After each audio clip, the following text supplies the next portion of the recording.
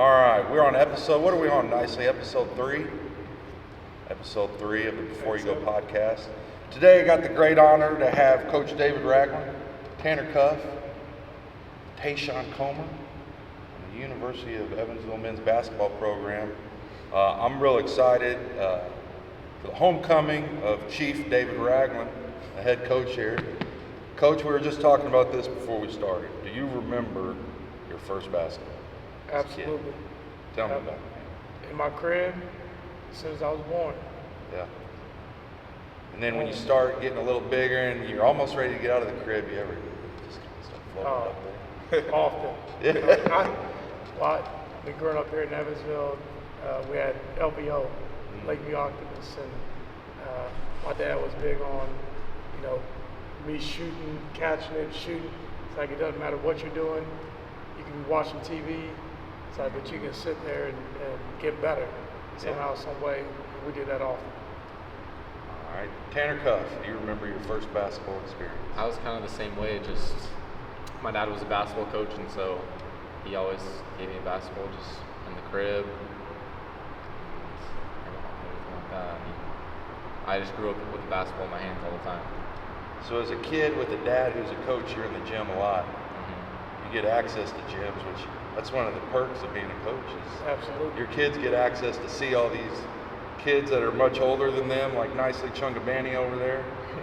I'd have Kara Henning and Maddie Henning in there, and Nicely was the kind of guy when he played for me, he'd open the door for my daughters. Yeah. And it spoke very highly of Nicely over there. Now, he wouldn't show somebody his tennis pictures from high school. I don't know why. He didn't want to do that. Hide them. Oh, they're in my hallway. I got all my coaching pictures in there. But anyhow, all right, Tayshawn. When you were young, you may have had a ball in the crib. But then when did you start playing? Did you play indoors on the little, remember we had those little goals? Those mini hoops. Yeah. How did you start playing? I believe I started in the YMCA, but I had dunked on the rim, and my mom had took me out of it. So ever since that, but I played outside. I always had a court, like a court in the neighborhood. So like all my friends, that's how we played outside. So I felt like that kind of helped me who I am today. Yeah. I kind of forgot that take a dunk till last game. Yeah. I had no idea you could do that. Yeah. That made my Sunday evening. I'll tell you that. That dunk at halftime. I was telling Tanner before we did this. I saw the other team have the ball, and I'm thinking I'm going to go use the bathroom before halftime. That way, if they hit a three on us, I'm not going to see it. And then I see this steal at the top of the key, and I come out of that tunnel, and I'm starting to look down court. I did what I always do over there in my seat. Did you get fouled? That's what I was wondering. I thought that's automatic. A lot of contact. I thought that was the automatic I thought it was foul. a lot of contact. You got fouled. Yeah, you know how it be. Yeah, you finished through the contact, didn't you? Yeah. There you go. Yeah, for sure.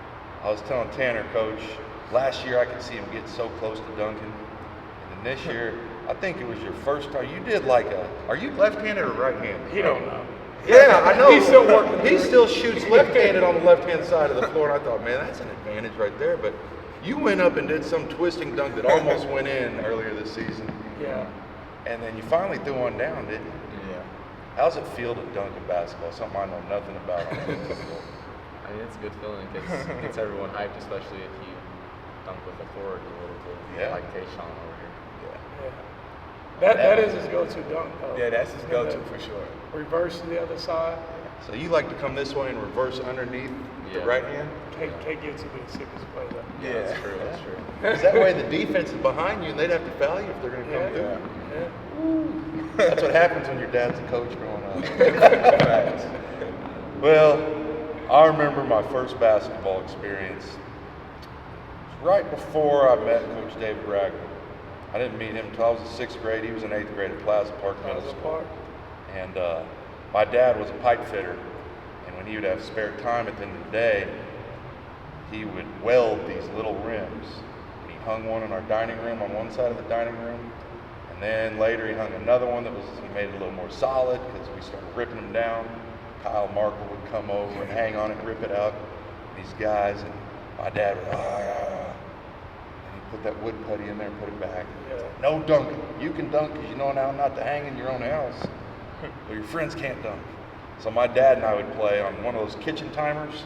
Yeah. We'd put it on an hour. Yeah. Or we'd play to 100. And we'd take breaks at 25 at the end of the first quarter. And I'd watch Gary Payton, Michael Jordan, Reggie Miller, chirp. And that was my first experience before Plaza Booster Club. Guys like John Stanley and Laurel and Thomas would do all this stuff really out of the kindness of their heart after they would work their jobs. Right. And my best friend Jesse Wills, Good old Jesse. we'd go over there and he'd say, "Tell him, Mom, I dunked." She said, "Oh yeah, Jesse dunked." I said, "Come on, man, you're this much shorter than me, you ain't." Found out later in life, like when we were 20 years old, like, hey man, I wasn't lying. It was just one of those play school goals at my grandma's house. So he'd always say, I dunked. But anyhow, all right, so we'll go into what made you fall in love with the game of basketball more than anything else you did athletically growing up, Coach. Me personally, the opportunity to spend time with my dad. Like, my dad played a ton when he worked at Alcoa. He played in the men's league, so he took me out. I watched him play a lot. And then he started coaching me in LVO. And we were at the Armory a ton, getting a lot of skill development. And at the time, there's a lot of, LVO. I don't even know what else was around at the moment. Not much. A lot would, we'll go to the games at Robert Stadium. And I told Coach Cruz this. Was that last week he was here? Jim Cruz? Yeah, Jim Cruz came in and talked to the team. You can tell he still got a little fire. No, for sure. Like, It never he goes started talking away. about fouling. He started doing this. I'm like, man, Coach still got it. But I remember watching their teams play and just played so hard. Yep. And the crazy thing about it, the teams would be bandaged up, from the preseason. You can tell they've been beating up on each other, shoulder pads and Well, you couldn't knees. see the shoulder pads under the sleeves that we Exactly. wore back then. But just how hard they played, how much they played for each other. And again, for me, an opportunity to spend a lot of time with my dad was just made me want to do it more. Yeah. Like, I figure I'm working on my game. That's more time I get to spend with my dad. And then just seeing how, other people got better and improved. Just how much it meant to our community just made me want to do it more and try to get a little bit better. Did you ever go to those semi-pro games at I the did. Armory? My dad lived on Lodge and Walnut right by Memorial, and we would walk down there on Friday nights, I think it was, either Friday or Saturday nights, and it'd be 9 o'clock. You could spend time with Dad. My parents were divorced, so we'd walk down there, and it was just me and not my sister over there. And he said, "Son, these are legit basketball players." Right. He said, Right. "Pay attention." And I was like 9, 10 years old, and these are, like, to me, they look like NBA players as a little 9 or 10-year-old. Yeah. And then I heard another rumor that there was a friend of ours that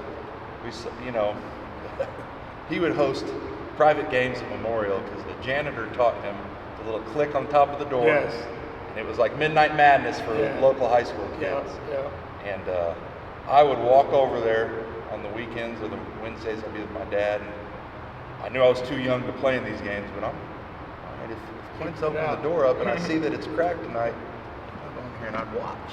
Yeah. And I watched some of you guys, and I remember thinking, at the time I didn't really like moving down to Texas for high school. But I had an epiphany today, Dave. Let's hear it. How the hell was I going to start with Andre Thomas in front of me and Dave Ragland in front of him, and then behind me I've got these kids named Dante Watson and Andrew Huff, and then a year below them I got Melvin. Kente and Melvin. Yeah. Thank God my moved us down to Texas. I would have never played basketball. It worked in high out. school. Yeah. We had some good teams. We definitely did. And that was Will Wyman and those guys running that, Dale Naylor and Yeah. Keith Ayers and the coaches at McGarry. Do you remember, I don't know if you remember this, but Jerry Sloan, you guys know Jerry Sloan, right? coached the Jazz, Utah Jazz for a long time. Mm-hmm. But they used to come here and play Yeah. at Robert Stadium, so they would play like the Pacers. Yeah. And I just remember like seeing Karl Malone, and I'm looking at him, his arm. The size of my waist. It was crazy. Right. Crazy. And at the time, we had the Daniels, Antonio Daniels. Antonio Daniels had like a 44-inch vertical at 6'10". There were other players. That's crazy. They looked like football players. They were. These were guys that grew up playing football Yeah. and basketball and treated the game of basketball like you would football. We're going to get big in the weight room. Yeah. And that was the one thing that I learned going down to Texas was they'd have block scheduling in high school. I don't know how they did it at Cathedral. I know that you guys have a good program. They do. Yeah. But we would have basketball instead of gym because what's gym Right. in high school? Right. Dodgeball and sitting around on your phone these days. But we would have basketball first and fifth period, so we start every day with an hour and a half. Right. And we would lift preseason, in season, and postseason. We would do plyometrics and stuff. Right. And I learned that when you put some muscle on, my high school coach, I can still hear it, Darren Schiermeyer, he's now coaching his daughters in the Weatherford Sissies. Oh, But wow. at Grapevine, he would say it's not the guy that gets hit, or it's not the guy that hits that gets hurt, it's the guy that takes the contact Right. that gets hurt. So if you initiate, Yeah. you're not going to get hurt more often than not. Yeah. But if you're sitting there and you're timid and then you get hit, then you might start getting some dings and dents in your body. Then he'd also say, we'd be up by like 12 to 18. You'd call a timeout in the third quarter, he'd look at his knife, sorry, got the knife in. Now twist it. Yeah. All right, coach, you're talking my lingo on the court. But all right, so Tanner, you were coach's son. Yep. You went to high school. How did your senior year go? I know how it ended your senior year of high school, but what were you thinking going into your senior year of high school? Well, so my senior year of high school, I moved to a different school. My dad got a different coaching job, so we moved from southern Utah to northern Utah, moving up a couple classifications from 4A to 6A for basketball. So I was just excited to play with some better players. I had a good team. I had a player on my team that's now at Utah State, one at BYU, and one at Cornell. So it was fun to play with them. We had a good team. We probably lost about 4 games that year. We had our rival high school was a couple miles away. They had a 7'5" player on their team. And so, Yao Ming. That's crazy. Tanner played with Yao Ming. 7'5" is crazy. George- I knew you was old. I knew Yeah. that old. Was it Sean Bradley or George Marason? Yes. he was kind of like Sean Bradley. I Yeah. guess. Yeah. Was it any good? Yeah, he plays at Elon now. He went to Oh, Utah really? for a couple of years, didn't Oh, really I play think so. Santa Clara, Yeah, yeah. and I think he's at Elon now. I'm not sure how he's Huh.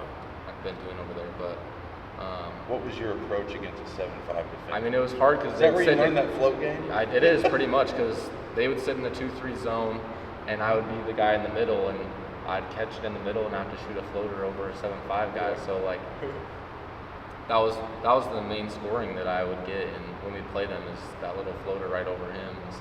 So against a 2-3 zone, you were playing in that middle catch, see? Because I can tell this kid's vision, this young man's vision. Yeah. Last year I would watch him, I think. You see everything on the court, and I've told Coach Ragland, the way you move and shift and get where you want to slowly but deliberately, a lot of guys aren't ready for that kind of basketball anymore. It's a throwback to the 90s, Yeah. you know, the guys that knew how to get right where they wanted to and then operate. Yeah, huge advantage. Yep. So, Tanner, I watched a documentary about a team from Utah. Do you know who I'm talking about? It was like a school team basketball documentary, and they went something like 30-0, and then I don't know, 29-1 the next year. I'm Like not sure. recently? This would have been 5-6 years ago. Man, I don't know. I'm not sure. What was one at prep school, was it? I mean, they played. Wasatch, maybe? What was it? Wasatch? Wasatch I Academy. think that's it. Yeah, they played a lot of up and down, dribble drive. We're going to get up and down the floor nonstop. That's all I I haven't remember. seen the documentary, but Wasatch Academy, they're a really Yeah. good program. Okay. Yeah, Wasatch really good. So, Coach, is that how you first saw him when you were at Utah State? Were you looking at him out there? Yeah. That's, well, no, not really. I knew of you. How'd you find him? Actually, his uncle, George Swanson. Yeah. Uncle G actually went out to Salt Lake, watch you play, and as soon as he saw him, like he's calling me like, Coach, this kid is perfect. You'll love him. And you probably remember this person, Jake Odom. Remember Jake Odom at Indiana State? Yeah. Really, Tanner reminded us, still does, of Jake Odom. You know, Jake Odom was a taller guard that could see over defenders, little, what you would maybe call like unorthodox. Like the Lamar Odom in the Yeah, NBA, yeah. Stay away from Kardashians, all right? I saw you're already, did you get married I am 2 years ago? Yes. How old were you, Tanner? I was 22. And I got married at 21 or 22, somewhere around there, yeah. I mean, that speaks a lot about your character. You found someone and you're willing to settle down. So you won't have the Kardashian problem Lamar Odom had. All right, good man. Problems like that. No. Good. Jess will kill him. All right. Jess got Tayshawn. to deal with it. Yeah. She's a saint. Man, he seems like a good young man. I bet he's going to make a good husband and father one day. Sure. All right, Tayshawn, it's your turn. All right. We're going to Cathedral. Did you go to Cathedral all 4 years? Yeah. All right. Freshman year, did you play varsity? Yeah. What'd you guys do in the postseason your freshman? We lost that first game. First game section. My first 3 years, we lost first round. So you didn't even get out of sections. So what changed between your freshman, sophomore, junior year, and your senior year? I don't know. I kind of just went in there like I was not losing. You know, I could have went to prep school, but I didn't want to because I wanted to bring back a state championship to my school. that. The first one ever. So, you know, that was really just to go that whole summer and that whole year. I had a talk with my head coach Delaney, and we were just talking about like we wasn't gonna lose. So, like that was my mindset. Once I put my mindset to it, my teammates, they mindset into that, and just, you know, just got rolling. Were you captain your senior year? Yeah. Okay. What was the personnel like in the starting line? I don't need names, but what kind of players did you have? Yeah, we was. I went to a lot of games. They were pretty good. Yeah, so I was listening to Tanner, but starting five, and they were pretty good. We were pretty good too. We had like we had a center. He's at Michigan State. We had a four. He's at Illinois. We had a three. He's at Purdue for football. But I mean, he could go to D1 for basketball. And then we had a grade two, and then it was me. So I mean, we kind of had an all-around team. Yeah. You know, so Where is Jackson now? Jax, he's at So when he had Valpo last year? yeah, he was at Valpo. Where's he at now? Shoot, might still be there. Nah, he transferred to. Gotcha. Anyhow. Yeah, but Yeah. he's at Division I too. So Yeah. we had a squad. Not gonna lie. Yeah. Once we started off rough, but Coach Delaney came in the gym and he got on us, and our practice changed. We just started going harder, extra harder, man. After we lost to Carmel, we kind of just flipped from there. Mm-hmm. Yeah, we were just rolling. Sometimes the loss at the right time of the season I'm is the telling greatest you. motivating factor there Tell is. me. It's always good to get that last loss out the way.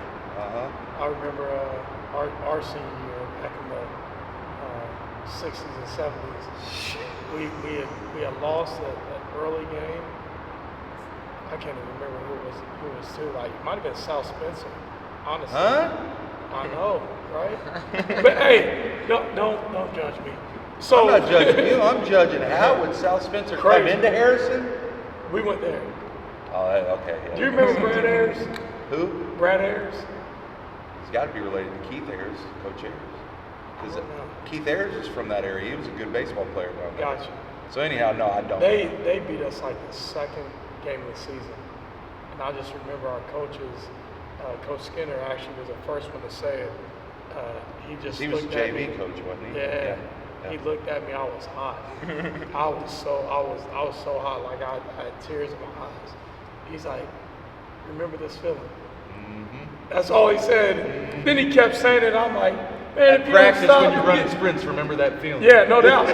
So that was a thing, and we went on a run. We won like 20 straight games. This was your senior year. Yeah, senior year. So Let me guess. semi-state. Let me guess. David Ragland, Andre Thomas. I don't know who to put in post. Marcus Granderson. Marcus Granderson as well. At the 4, that would have been Marcus. Marcus was the 4, yeah. Jake Howe. There you go. He's our 5. We got a small forward. Let me guess.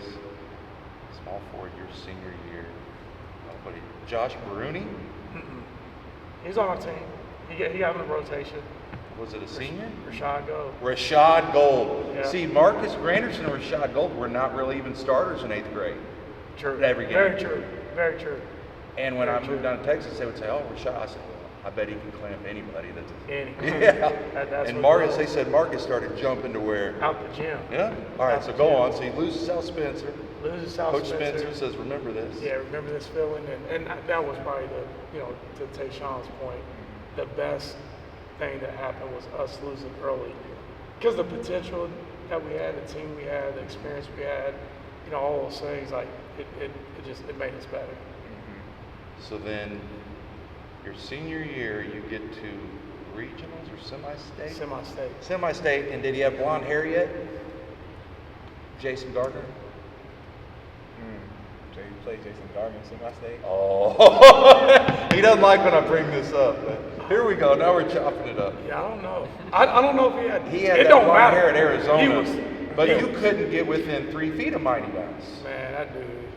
I remember the first time, not the first time, but his freshman year, they played at Boston. You may have been gone at this I time. was gone, yeah. I won't say any names, but there was 3 Boston players.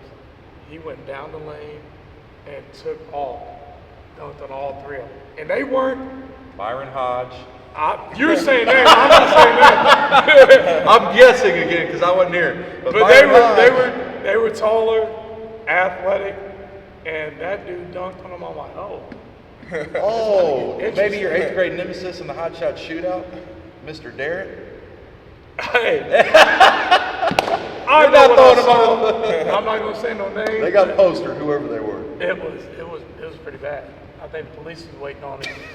Like, hey man, that was bad. That's crazy because I used to be around Jason Gardner's son that's at Fisher's now, Yeah. which he's very good. He's good. But like he was young, and my friend Leland, he went to North Central. Yeah, Gardner yeah. used to coach there, so his son used Yeah. to be around us. When he was little, he jumped up and just grabbed a net, and I was just like, Yeah. he gonna be able to jump. Yeah. Like he could jump now, so like Nah, he's a good he player, can jump man. for sure. I asked Coach Ragland, I said, did they try to put you on him?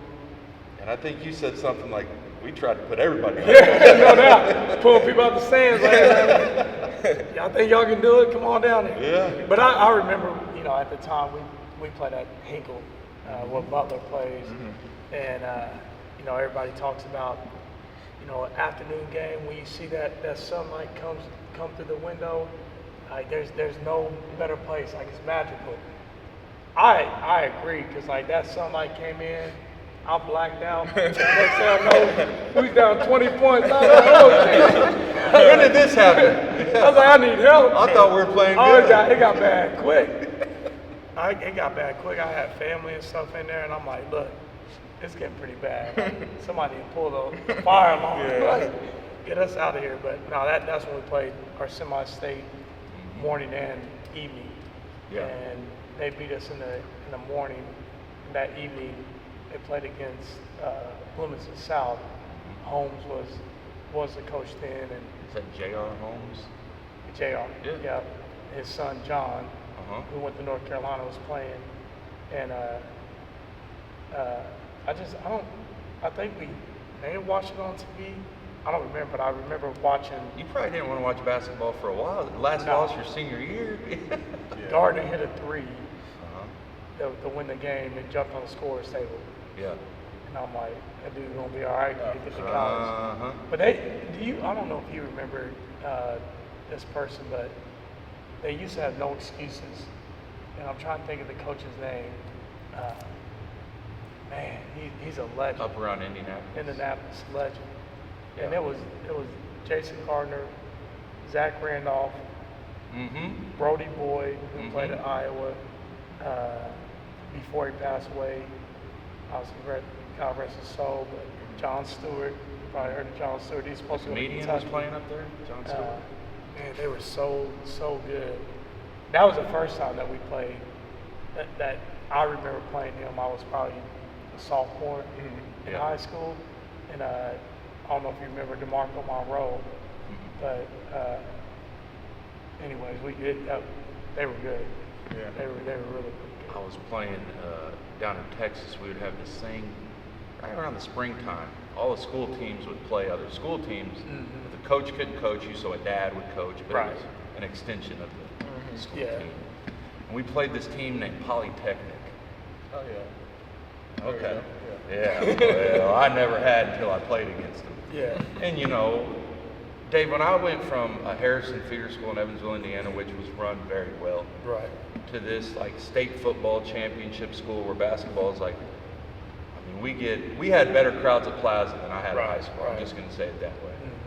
And you had to make the postseason, so we never did. Hadn't made it since James Penny at TCU went through that high school. And we're playing Polytechnic, and I got one really good player in my class, and he ended up playing at Texas A&M. Guard and Big Baby Davis. His name was Chris Walker. But we're playing Polytechnic, and I don't know who this guy is, but he's a 6'5" shooting guard, and his feet go over my head when he's shooting threes on me, and I'm like, what do I do as a guy with a 24-inch vertical, and I run a 5'3" offensive lineman 40, what do I do? And it was Bracy Wright, who came up to IU, and then their small forward. My favorite part of that game was, okay, we're going to get beat by 30. I know that. You know, we don't even have our best player here.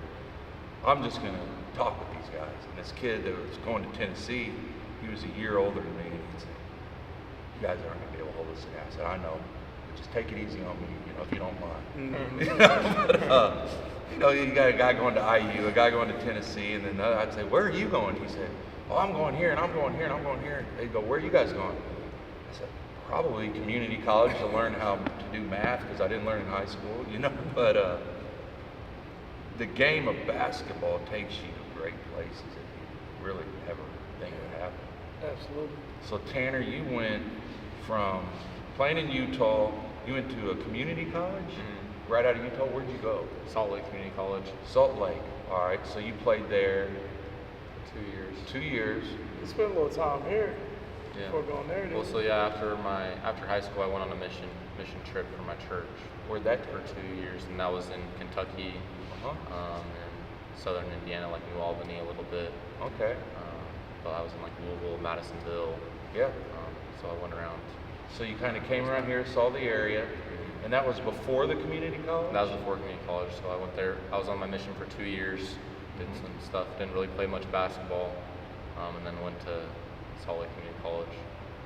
So what sparked the basketball love in the basketball Jones? How'd you get I call it the divine spark through the basketball. How'd you get it?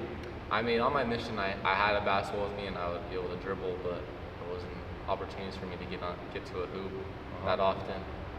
And then COVID happened too while I was on my mission, and so I was locked in a little bit some of the time.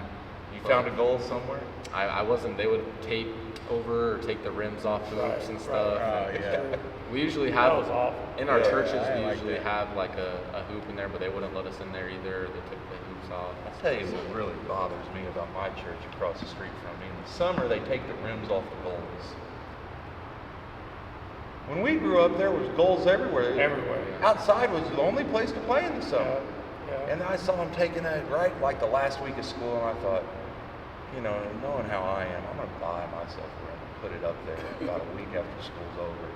Because I love it. I can sit on my side porch and watch kids that are like 5, 6 years old with dad, uncle, boyfriend, mom's boy, whoever.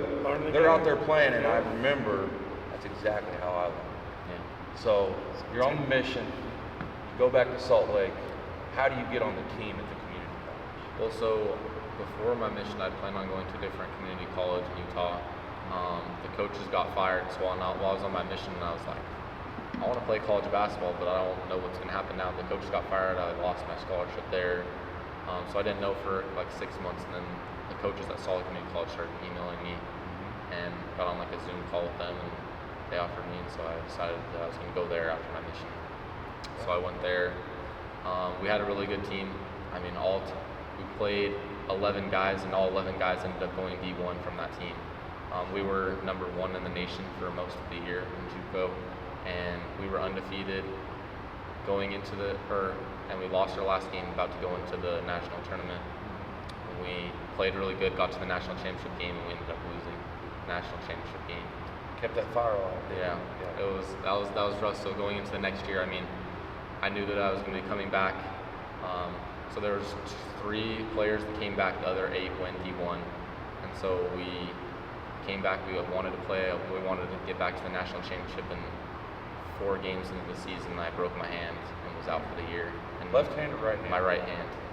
So now I get where the left-handed floater comes from. All right, yeah. So you don't have your shooting hand, you got to figure out how to shoot with the left hand. You got a problem solved. it was the bone. It's the longest healing bone in the body, I guess. And so like I was in the cast for about just over 3 months. What bump is it? Right there? It's the scaphoid right here. Right there. So it kind of bothered my wrist a lot too, and my hand. So yeah, that was tragic. I can tell it bothered your wrist on that free throw competition we had. Yeah, so I'm trying to get it back still. Well, I'm going to tell you what I told Coach Ragland and what I tell everyone that asks me about UE basketball. I said, Tanner Cuff is the glue that holds the whole thing together. And Tayshawn Comer is the guy that wants it so bad. And I hear that, after you mess up, in your head you think you're messing up. And I'll look over there at him, and he's doing exactly what he needs to be doing, working through it. But I love the fire you guys bring. And Tanner, it seems like you're the glue that holds this thing together, and we can't have 2 fouls within the first minute, even though they weren't fouls from my angle, or Coach Ragland's angle, or probably your angle.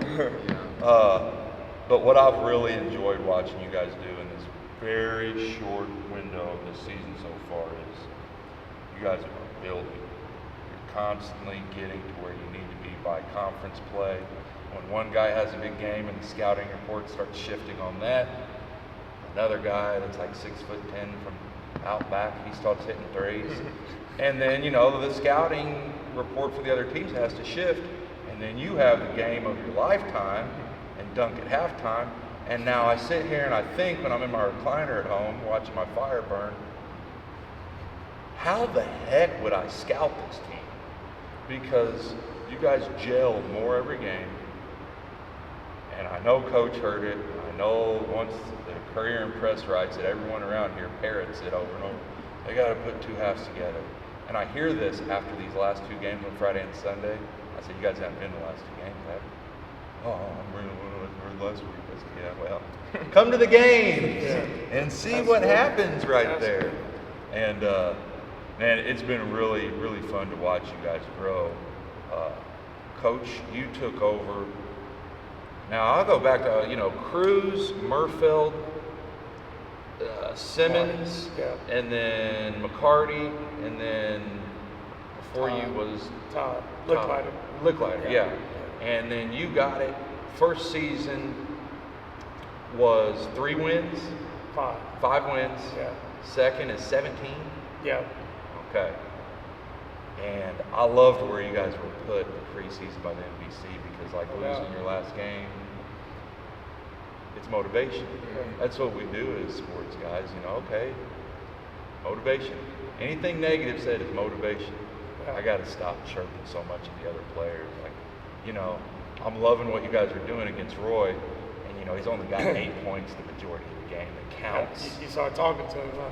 Yeah, I just kept, I don't know if you heard it, Roy's not ready.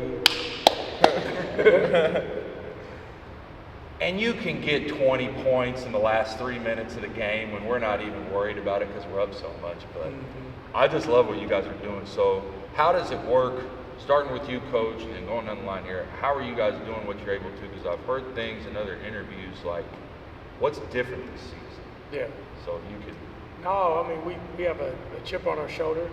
We have a lot to prove. But at the end of the day, like we're just putting days together. We're putting in the work, being consistent, showing up, giving everything that we have to be the best version of us.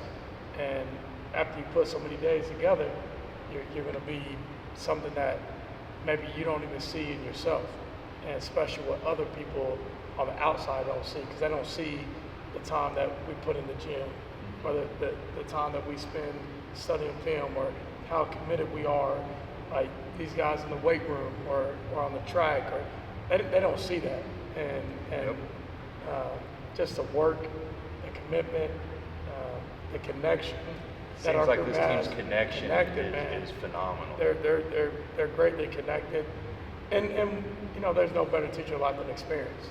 You know, we've learned a lot in this short season, and the great thing about it is we don't feel sorry for ourselves. You know, we learn the lesson we're supposed to learn, and then we're better because of it. And yeah, we feel the same way. Like, we're closer to putting a full 40 together, but there's still room for growth.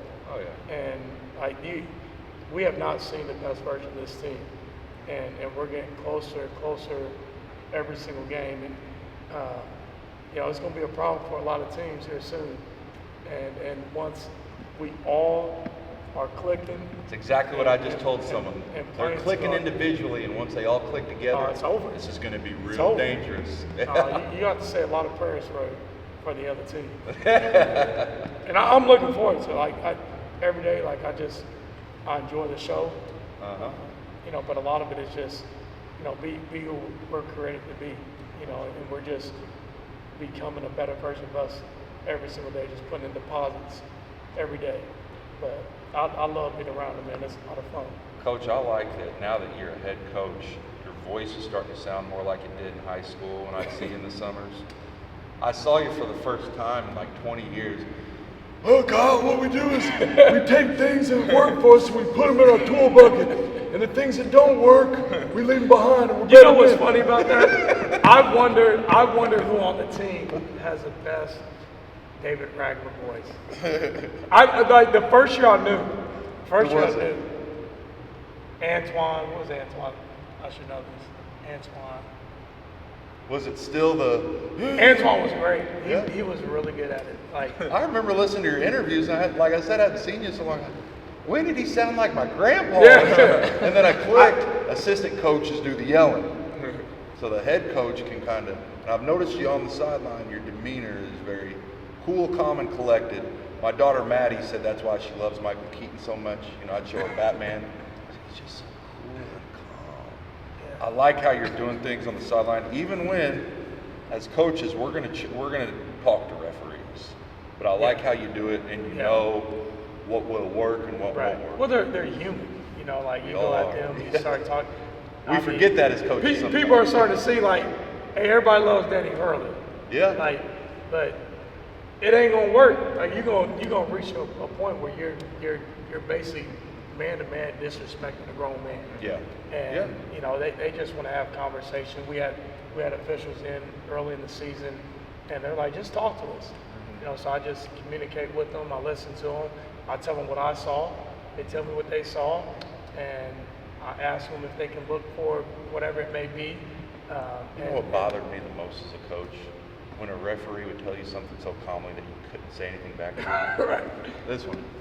I know what I saw. You think you saw that, coach? Right. I can't say anything. I just Right. got to go back to you. I got you. You do your thing. Right.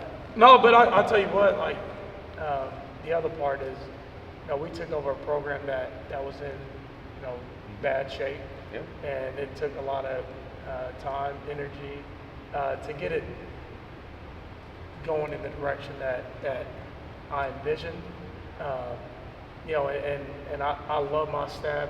You've been to practice before, like you see them, they take on a lot of responsibilities, you know, in every scout, in every practice. We know how things flow. The first year, like, same great coaches, they just didn't know my language, my philosophy, all those things. So, like, I had to set the tone. And once we got to the spring, you know, we all were able to communicate, talk about the previous season, you know, our language, our defense philosophy, offense philosophy, our skill development, you know, all these things. And then they could then, you know, we have pretty much had the same staff now going on our second year, so they know all this stuff. and they run it. And you know, as a leader, you have to empower people. You know, like that's how you get more buy-in. Like you're sitting there doing everything, they're like, why do you need me around? You know, and they're good. They care about these guys, and you know, I want them to be head coaches at some point. So that's what we do. I sat down with Brian Spear right when I got back to town from the Marines in 2012-13 timeframe, and that's the first thing he asked me in his office. He said, "Do you want to be a head coach one day?" I said, "Yeah." He goes, "Good, because I won't hire you if you don't have ambition to be a head coach. Why would I want you to be an assistant?" No doubt. But I like the way you do things, Coach, and I learned this from my former boss and Nicely's former coach Shane Burkhardt at Bossy High School. Is you're running things as an organization and you're a CEO, right? And you have to have assistants that fit certain roles, like a chief operating officer. This is a finance director. This guy is recruiting new talent, or hell, they do that in Fortune 500 companies. 100%. And I've noticed your staff really works well together and gels with the guys, and that your players are very responsible. I've never had access to a Division I basketball program. Yeah. So when I'm in there, sitting there, I'm watching all these things, and I like the way you guys run things quickly. There's not downtime. Right. There's not a whole lot of downtime. Watching some youth basketball practices, just watching 7 kids stand against that pad, they're wasting time, diddle their fingernails, and pick their nose, and they start messing with their shoes and find a different way to tie. What are you doing for those 7 girls or boys that aren't on the floor when you're just focused on your set play and your 2-3 zone in 4th grade girls basketball? Boys can't even shoot you out of a zone at that age. But anyhow.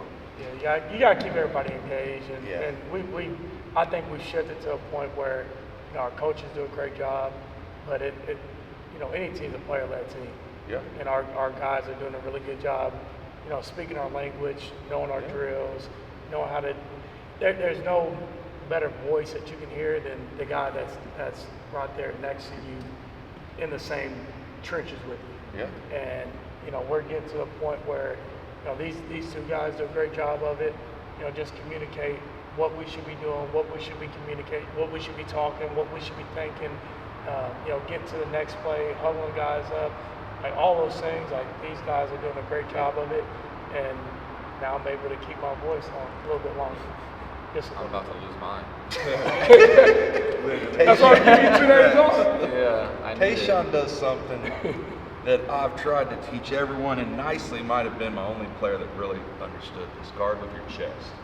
I watch you. Who taught you how to guard with your chest? Make contact with your chest, not your arms when you're playing defense, because you do such a good job of chest out, shoulders back, and you take contact, and you don't get budged very often. Like guys will budge off of you. There it is. All right. So you're coachable is what I'm hearing. So when you play defense, Tayshawn, what are you trying to do? What are you trying to do to the man you're guarding?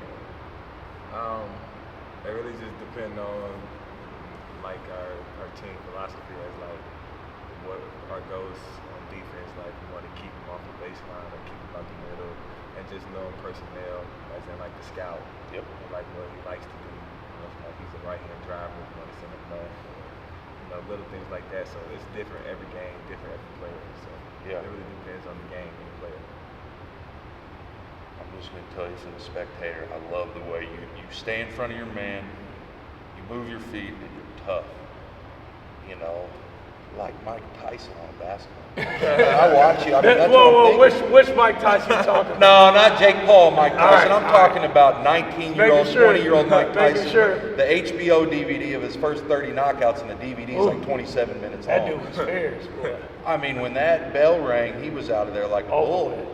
And I was watching you play defense on Sunday, and I thought, he's got that frame. Yeah. You know, you're strong, and your grit, and your ability to take a guy you're guarding and say, not on me.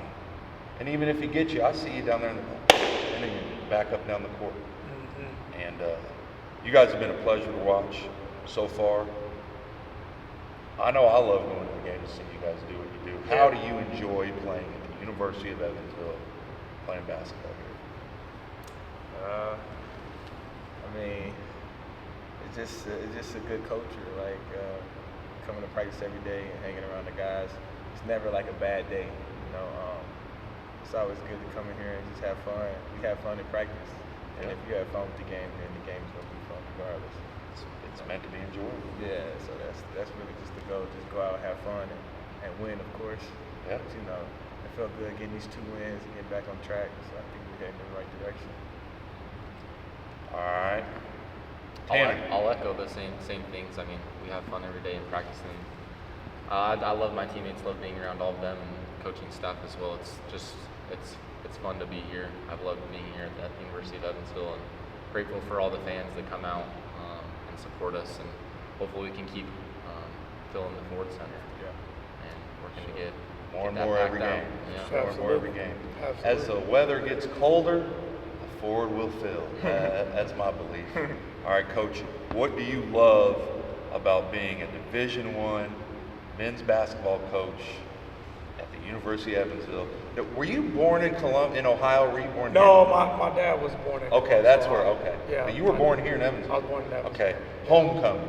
Being the D1 coach at the University of Evansville. What does that mean to you? A lot. I mean, the number one thing, like, I love what I do because I have an opportunity to positively impact young people. That's really why I do what I do. I felt like I wouldn't do that if I was coaching or not. So, I mean, coaching is a calling, and I'm blessed to be able to do it.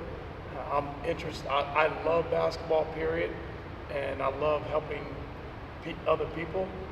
So that's what I love more than anything else. Like, everyone in our organization have gotten better since they've been here. Every single person, from coach to player to manager to trainer to you name it. And that's what I love more than anything. And then if you're talking just basketball, I've watched this program, and I keep pointing this way because Robert Stadium used to be this direction. I watched a lot of great games and teams and individuals. There's a lot of winning that was done here. Yeah. And our goal now, basketball-wise, is to revive that and to fill the Ford Center and to do all the things that has been done within this program now. Yeah. And we have the right pieces. We're heading in the right direction. I love the process of that. That's the thing is, people and kind of what we were talking about. We're very thankful for the people that do support us. Extremely thankful for the people that come to the games. We know as we continue to build this thing and win games, more people will be there. And when it's packed and we're cutting down nets and holding up the trophy, like, that's going to be a great moment, and there's going to be a lot of people there. But like, what we love is a process of getting there Every day. and like that's fun, man. That's where the joy is in the process, not in the result. I got lost in, I didn't even think about this till I was talking to somebody yesterday. We played 5 games in 12 days. Like, that is. I heard you say something about it's been a blur. That's a lot of games and a lot of. I got so lost, but like, all we were thinking about is getting better the next day, and we did. We've gotten so much better in the last 2 weeks, and the process of just improvement. Whenever we get done with what we're doing, and we're all sitting in together in let's say 20 to 30 years, like, we will then think about all the things that we did, how fun that was. You talk about your state championship. I know you got a state championship. I went to a semi-state. Like, you think about that afterwards, but the work that was put in and sacrifice. Fun was in the practices, in the locker room with the guys. So that's what we talk about. Practice being fun. Like, our practices are fun, but I love watching our practices afterwards because it's so competitive. Yeah. And people are getting on the floor and competing, and we do a lot of great things on a daily basis. And the process of it is a part I love. At a place that I'm, from, watch a lot of great hoops, and again, doing what I was called to do. I know the community's excited. Yeah. One of their own sons is here, David Ragland, is the head coach. Absolutely. So tomorrow is Thanksgiving. Absolutely. You guys play again on Tuesday at the Fort? Tuesday. Now, Tuesday away. Away. At Thursday. When's the next home game?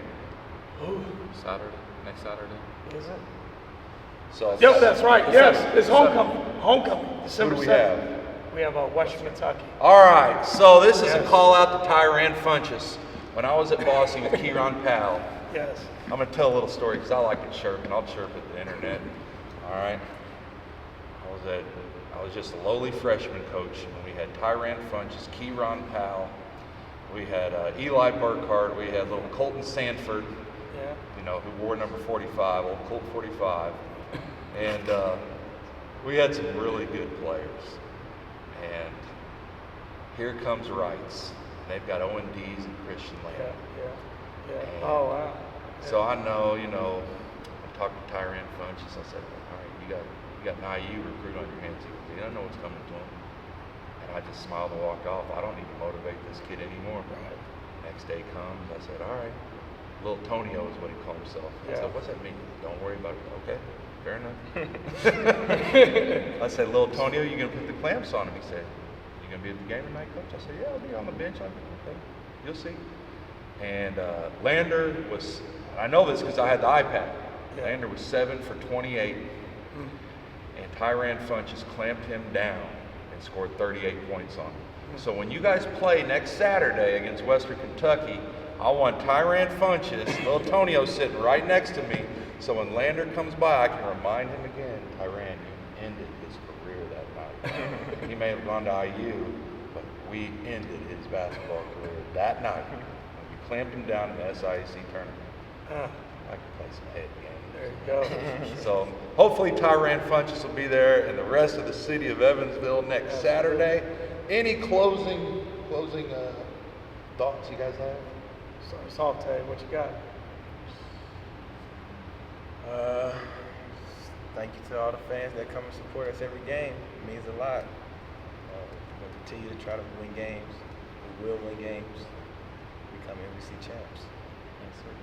Love it.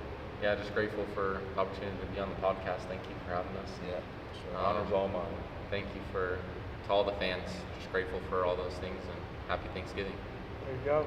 I love it. Happy Thanksgiving to everybody. There's a lot to be thankful for. We talked about this earlier today. Like, there's a lot of things we take for granted. You know, hug your loved ones, enjoy each other, your company. These guys are great people. That's what we've done since we've been here. We've recruited great people that happen to play basketball at a really high level. And we are thankful for the fans that come to the game. But, you know, I'm a hometown kid. These guys are playing their hearts out. The brand of basketball has changed in a good way since we've been here. They deserve a packed house every night. Because even when we lose, like, we're giving everything that we have. So come out, support them. They deserve it. And then homecoming, December 7th. Any former players, all former players, I don't care what era, you should be at the game. We'll honor every player that's ever played here.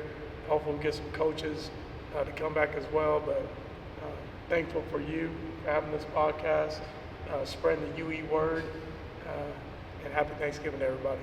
All right, gratitude is the way to go. All right, thank you guys. Thank you. All right, fellas.